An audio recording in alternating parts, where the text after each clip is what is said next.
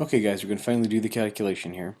I'm going to start with doing the first two parts, part 1 and 2. I'm going to calculate the heat transfer for the heating up of the ice and then the melting of the ice. Okay, so those are the first two parts I'm going to look at. This is the way the problem would look. Okay, we would have basically telling me that I have 30 grams of water going from negative 80 degrees Celsius to 150. Just keep in mind that if we're going through the 0 and the 100 degree mark, okay, whoops, wrong tool. If we're going through that 0 and 100 degree mark, there's going to be a phase change, and most students forget this. So if you start at the negative 80, you're going to go through 0, through 100, to get to 150. So keep in mind that you have to heat it, melt it, heat it, boil it, heat it again.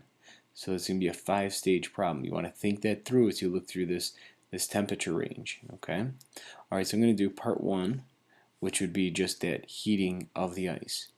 Now there's a change in temperature, as I said before. Whenever there's a change in temperature, you're going to use Q equals mc delta T.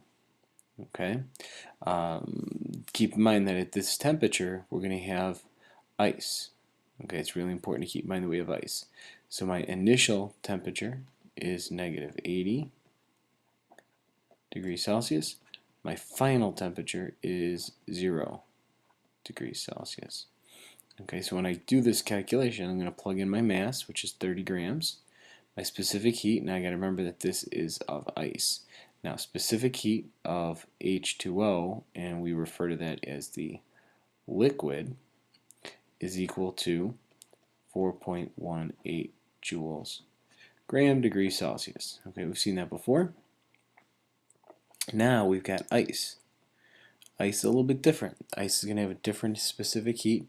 The specific heat for ice is 2.09 joule gram degree Celsius.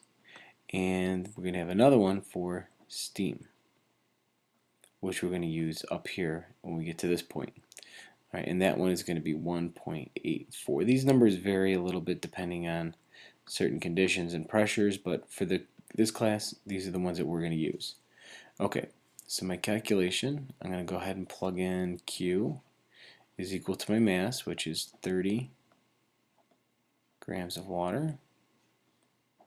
Specific heat, because we're dealing with the ice, I'm going to plug in here 2.09, make sure you got your decimal there, joule gram degrees Celsius. And my change in temperature is going to be final minus initial. So in this case, my change in temperature will be negative, 0, because it's my final, minus a minus 80. And this is important because what I'm going to do is the change in temperature is going to dictate the sign notation. Because I'm increasing the temperature, this will be positive. Okay, these are always positive. This is positive. My heat transfer is positive. The other important thing to look for is the units. Watch your units, because here, when I do this calculation, I'm going to end up with my answer in joules. In this case, for this part, I'm going to end up with 5,016 joules. Okay, so that's heat transfer for part 1. So that is just this portion right here. Let's get some right here.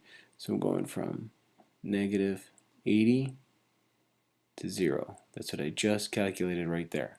Okay, what I'm going to do in blue is going to be number 2, my phase change. Okay, so number 2, what I'm going to do now is I'm going to melt the ice. Now, that's supposed to say ice. I-C-E. Okay, the problem with the melting of the ice is that there is no change in temperature. If this change in temperature is equal to 0, because there's no change in temperature, this calculation would be 0. Q would be equal to 0. Now, obviously, we know that that's not, that there is a value from here to here, and that's what this is. This is the measurement of heat, and that's Q, so there is definitely some heat being added to ice. We know that if we're melting ice, we have to add heat. So to calculate this, what we're going to do is we're going to use calculate the heat transfer, we're going to do is use the 30 grams of ice, and we're going to use something called heats of fusion. Heat of fusion is the amount of heat needed to melt.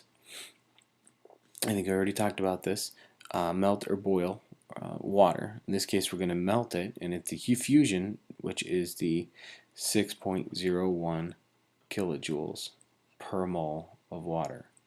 And this is again per mole of water, so therefore what I have to do is get rid of my 18.02 grams of water, convert that to 1 mole of water. What I'm going to do is use the next value, which is 6.01 kilojoules for every 1 mole. This is nothing more than a thermochemical equation where I didn't write out the equation. I did it on the previous slide, in the introduction. If you want to go back and look at that, you can kind of see what the equation was. And I'm using a positive value because I am adding heat to the ice. This would be an endothermic process. If I were if I were to freeze the water back into ice, then I would turn this into a negative. So the fusion part would be negative technically. So when I do this calculation, my answer comes out to be 10.00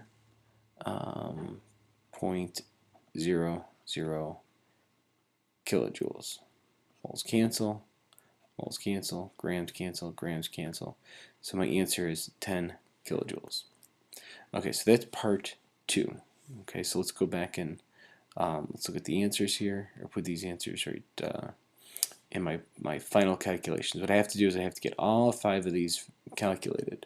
My first one was 5,016, and that was in joules. If you're not being careful with the units, you're going to run into some trouble here. So this was 10 kilojoules. So obviously my units aren't going to match, and I'm going to want to convert this to 5.02 kilojoules just to make my units match. Obviously, if you notice, I'm getting more heat added to the phase change than I am for the heating and cooling of the substance. So let's just take a look at that real quick here. Notice that this tends to be greater than, again, it depends on the change in temperature, of course, but for the most part, this tends to be most of the energy is being put into the phase change than it is the heating and the cooling of it. Okay, so that ends this tutorial. I did those first 2 values there. What I'll do is the next 2, and then I'll do a final version with the a wrap-up of, I might try to do all 3 of these in one calculation, or in one video. So we'll see. I'll try to get that to you soon. Thanks.